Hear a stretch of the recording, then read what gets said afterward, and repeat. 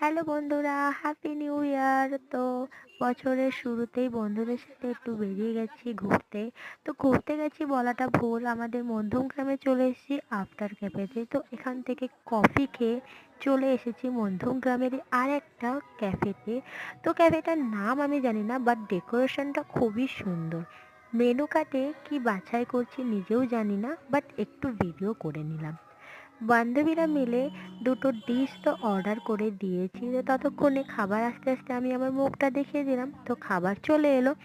এইটা কি খাবার আমি না ভুলে গেছি, বাট চিকেন চিজি স্যান্ডউইচটা খুবই সুন্দর ছিল, দুটো খাবারই খুব সুন্দর ছিল।